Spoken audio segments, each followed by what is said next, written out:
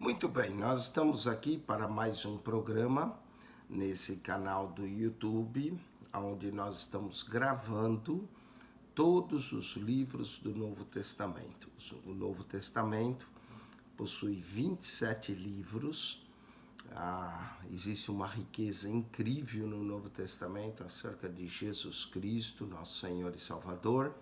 Começa com o Evangelho de Mateus, Marcos, Lucas e João, os 4 evangelistas. A maioria do conteúdo do Novo Testamento se encontra nos 4 evangelhos. Depois nós temos o livro de Atos, que é um livro histórico. Depois nós vamos ter 21 epístolas e, por último, o livro de Apocalipse, que no início, capítulo 1, 2 e 3, é também epístola, né? Cristo manda João escrever a carta às 7 igrejas da Ásia e depois se torna profético e mostra a consumação dos séculos.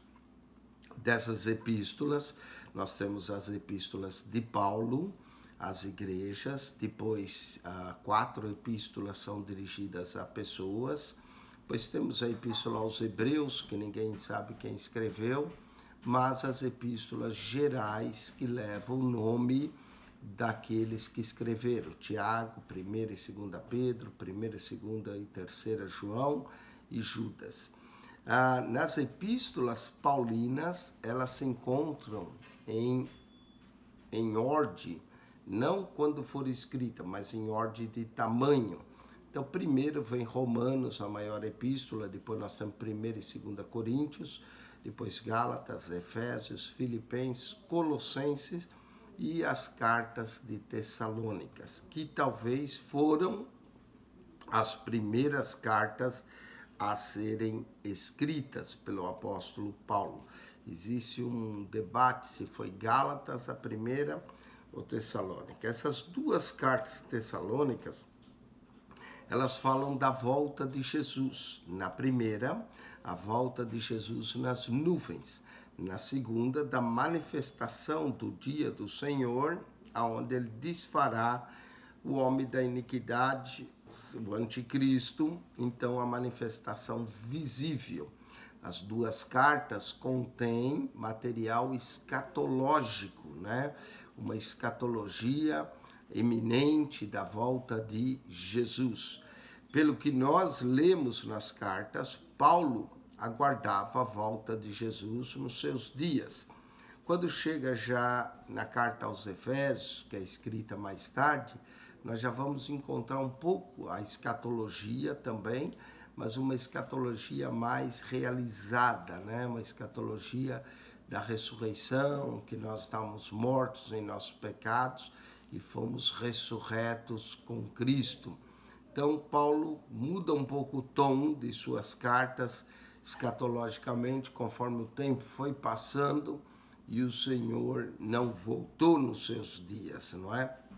Mas todo o Novo Testamento fala dessa volta de Jesus. Em todas as cartas, Paulo menciona de alguma forma a volta de Jesus, mas nessa carta Tessalonicenses ele fala de forma mais veemente. Seriam as cartas mais escatológicas de Paulo. Cada carta contém uma característica, né? Romanos é a grande carta da teologia do evangelho que Paulo pregava, o evangelho da justiça pela fé. Coríntios é a carta para resolver problemas da igreja neotestamentária. 2 Coríntios é uma carta pessoal, onde Paulo defende o seu ministério apostólico. Gálatas é uma carta bem intensa e também mostra justificação pela fé. Já a Efésios é considerada a coroa das cartas e mostra os mistérios e as riquezas incompreensíveis de Cristo, as riquezas da graça, da glória, da misericórdia de Deus, o propósito de Deus em formar num só corpo a igreja composta de judeus e gentios. Efésios é considerado a coroa das cartas de Paulo. Nós vamos chegar em Filipenses, é uma carta alegre, uma carta cheia de alegria, de gozo. Paulo escreve para agradecer a oferta dos filipenses, e é uma carta cheia de alegria e de gozo.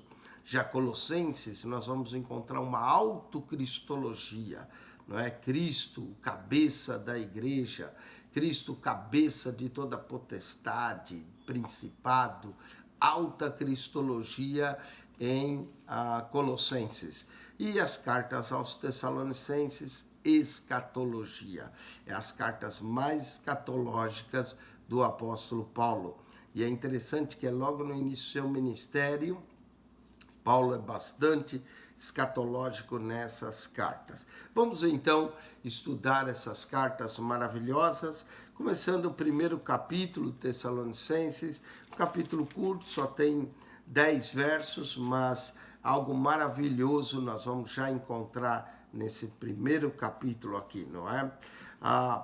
Paulo menciona os seus companheiros. Vocês vão notar que nessa carta ela é bem pessoal. Paulo não cita na saudação os seus títulos. Normalmente ele colocava Paulo, apóstolo de Jesus Cristo, quando principalmente para defender o seu ministério, como 2 Coríntios, ele diz: Paulo, apóstolo de Jesus Cristo, não pela vontade dos homens ou de homem algum, mas pela vontade de Jesus. Mas aqui não. Aqui Paulo vai de uma forma bem pessoal, não é? Ele escreve assim: Paulo, só Paulo e Silvano e Timóteo. Era Paulo, Silvano aqui é Silas, seu companheiro da segunda viagem, e Timóteo, jovem Timóteo, que Paulo deixou ele algumas vezes nas igrejas por onde ele passava, principalmente quando ele tinha que sair às pressas, para que ele confirmasse a fé dos irmãos, não é? Então, Paulo e Silvano e Timóteo, a igreja dos Tessalonicenses em Deus, o Pai, e no Senhor Jesus Cristo. Paulo sempre coloca Deus Pai e o Senhor Jesus na sua saudação. Graça e paz. Graça sempre vem primeiro antes de paz, não é? A graça se mostrou salvadora e trouxe-nos a paz com Deus, a paz que vem pela justificação pela fé. Graça e paz tenhais de Deus, nosso Pai, e do Senhor Jesus Cristo. Toda vez que Paulo se refere a Deus, Deus Pai e o Senhor Jesus Cristo. Aí Paulo sempre em suas cartas vai dizer também, depois dessa saudação, o motivo de ele ser grato a Deus, de ele dar graças a Deus pelos irmãos. Ele diz assim: sempre damos graças a Deus por vós todos. A oração de Paulo consistia em ações de graça pela vida dos irmãos. E ele disse que não era de vez em quando, não, era sempre. Sempre damos graças a Deus por vós todos, fazendo menção de vós em nossas orações. O apóstolo tinha o seu período de oração pelas igrejas e ele sempre fazia menção dos irmãos em suas orações, pedindo a Deus que os abençoasse. É assim, o líder, o ministro, deve orar pela igreja, deve orar pela vida dos irmãos, deve interceder. E a igreja também deve orar pelo ministro. Paulo começa suas cartas mencionando as orações que ele fazia para os irmãos. Mas quando ele termina suas cartas, ele pede que os irmãos orem por ele também. Isso ele faz na carta aos Colossenses, isso ele faz na carta aos Filipenses. Então, ele começa mostrando, né, e pedindo e orando, que ele orava, dando graças a Deus pela vida dos irmãos. Paulo também sempre agradecia por 3 coisas: pela fé, pelo amor e pela esperança. Eram as 3 virtudes que Paulo agradecia, não é? E aqui não vai ser diferente. Verso 3, lembrando-nos sem cessar da obra da vossa fé.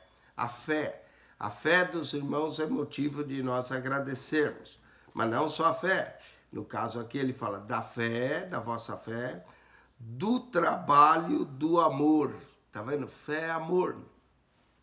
né? Um ministério de fé e um ministério de amor que deve ser desenvolvido, lembrando sem cessar da obra da vossa fé, do trabalho, do amor e da paciência e da esperança em nosso Senhor Jesus Cristo.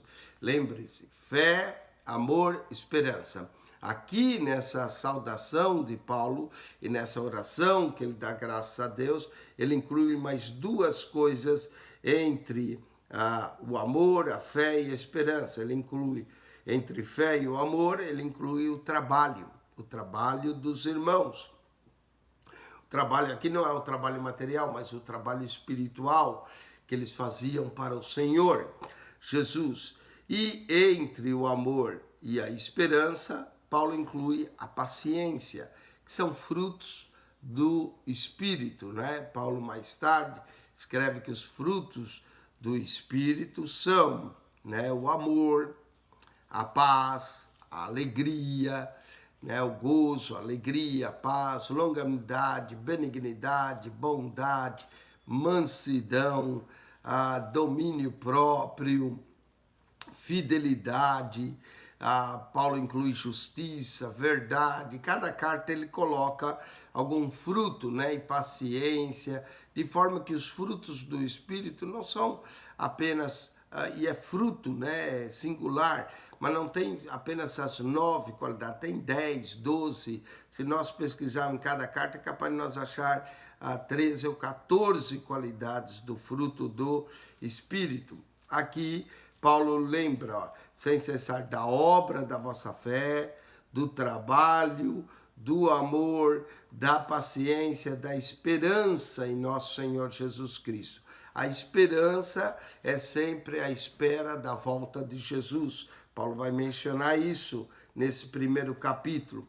Diante do nosso Deus e Pai. Quantas vezes aqui Paulo está mencionando Pai, Pai, Pai, não é? Logo no verso 1, Deus Pai. No verso ainda 1, Deus nosso Pai. No verso, graças a Deus por vós todos. Aí aqui de novo, verso 4, Deus e Pai.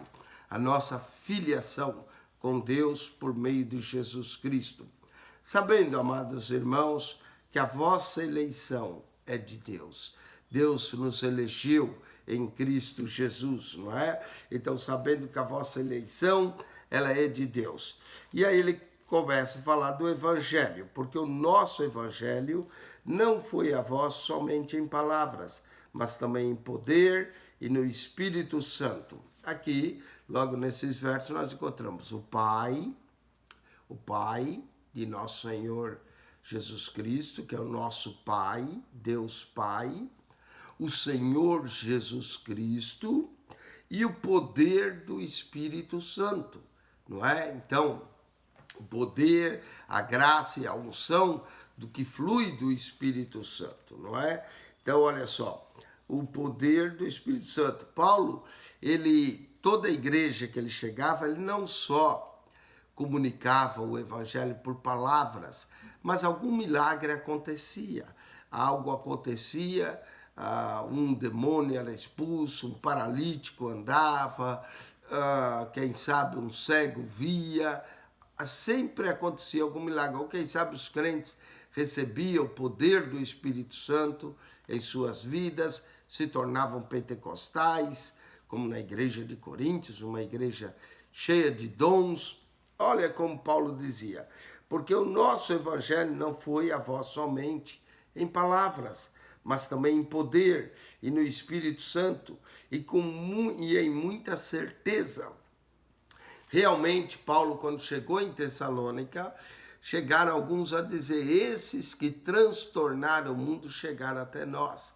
Né? Chegou forte o evangelho em Tessalônica, chegou com muita certeza, como bem sabeis quais fomos entre vós e por amor de vós.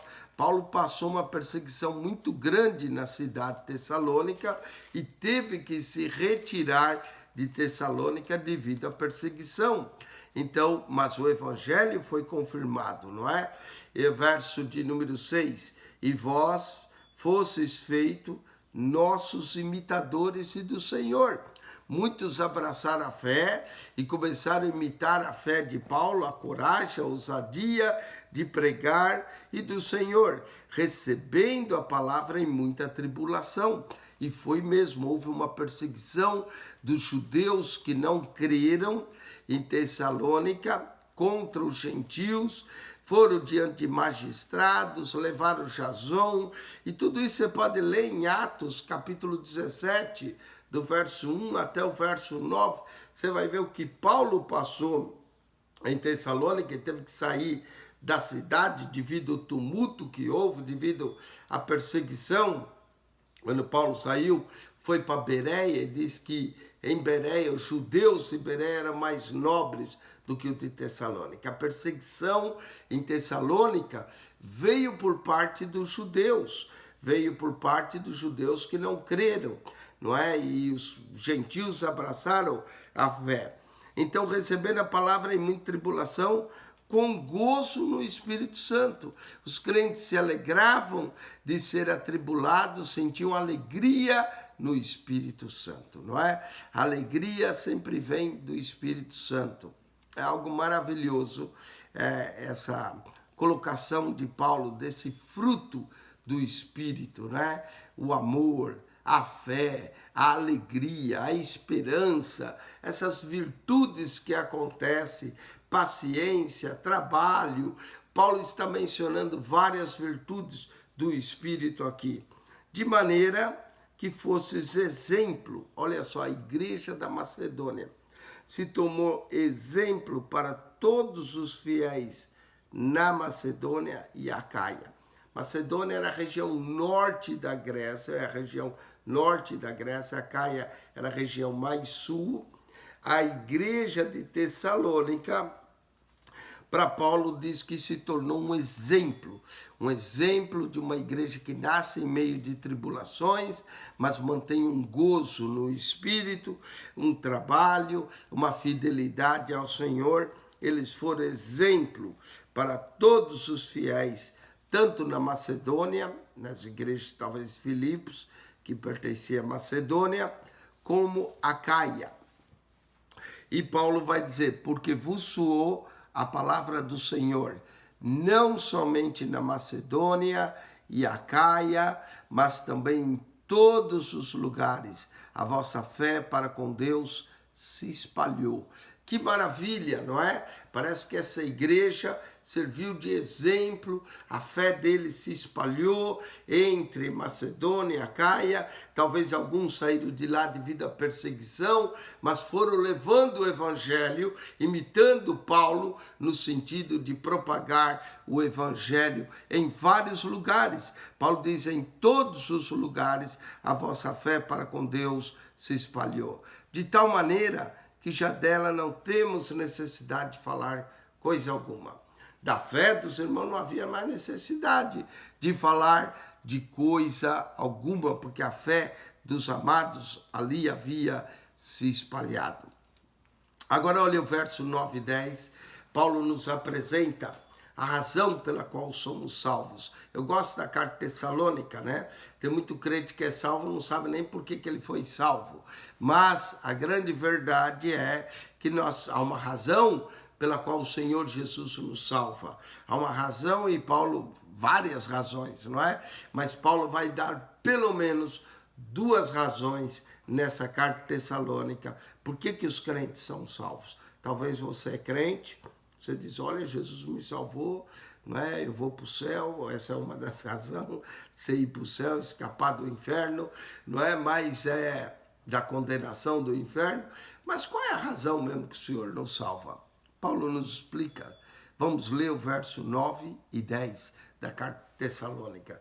1 Tessalonicenses, capítulo 1, 9 e 10, apresenta pelo menos duas razões porque nós fomos salvos. Há mais, mas pelo menos essas duas. Vamos lá.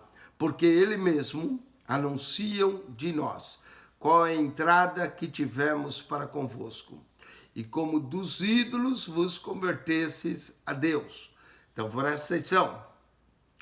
Dos ídolos vos convertesseis a Deus. Muitos de nós também servia antes o gesso, o barro, o o pau, né?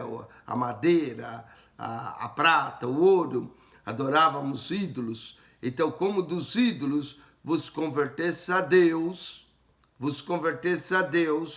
e aqui vem a razão, para servir ao Deus vivo e verdadeiro.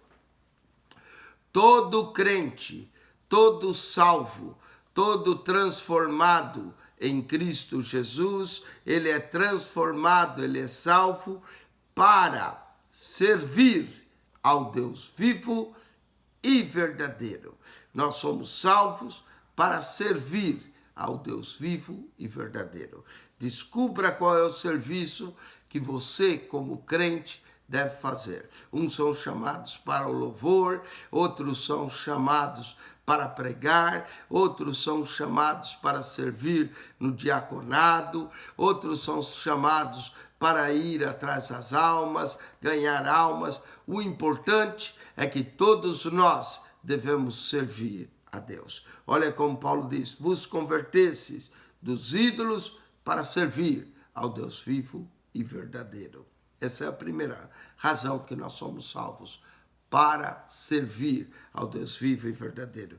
E eu costumo dizer que quem não vive para servir, também não serve para viver, não é? Então, nós somos salvos para servir. Servir, qual é o serviço que você está fazendo para Deus? Qual é o serviço que eu estou fazendo para Deus? Eu espero que com esses canais que eu estou postando no YouTube, de alguma forma eu esteja servindo ao Deus vivo e verdadeiro, e os irmãos que ouvem, e os irmãos que querem aprender mais da palavra de Deus.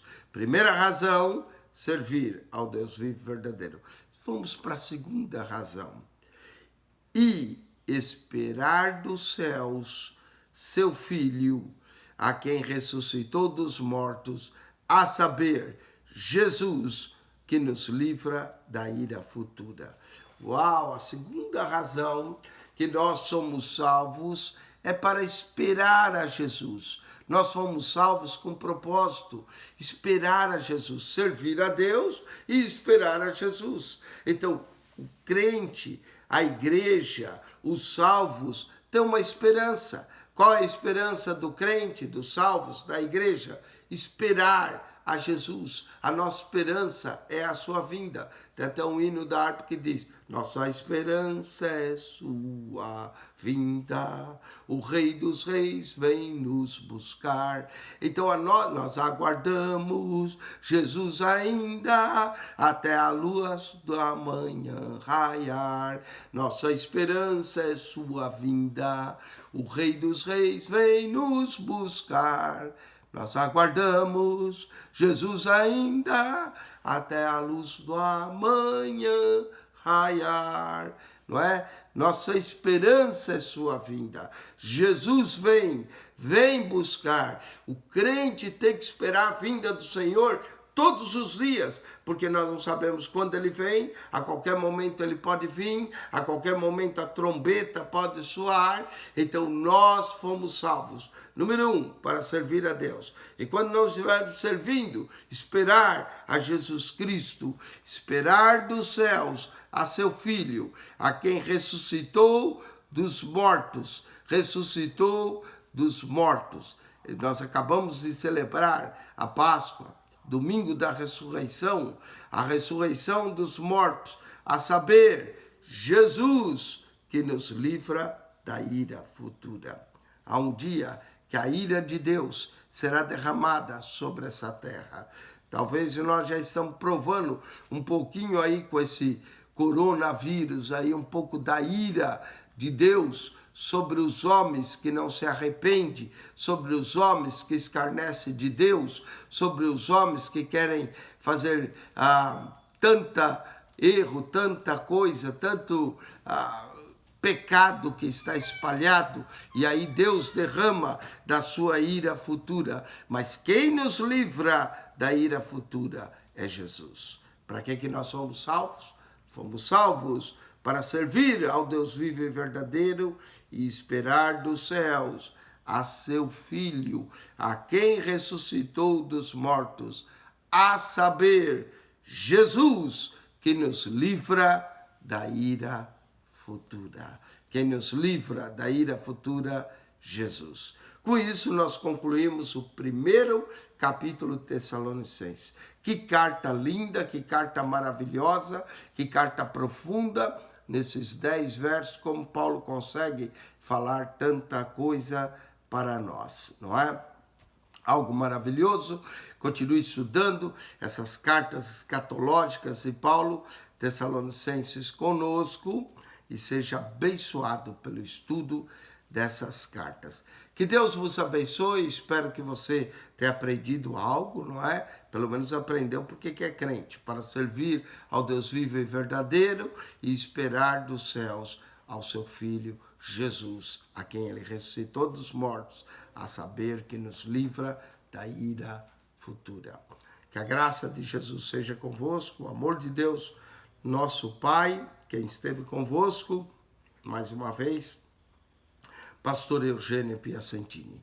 Ajude a divulgar nosso canal, fale para os seus amigos, mande um vídeo, se você gostou desse vídeo, mande esse vídeo pelo WhatsApp, publique no seu Facebook, não há problema se querer publicar no seu Facebook, se tem sido de bênção para você. Deus vos abençoe ricamente em Cristo Jesus. Amém.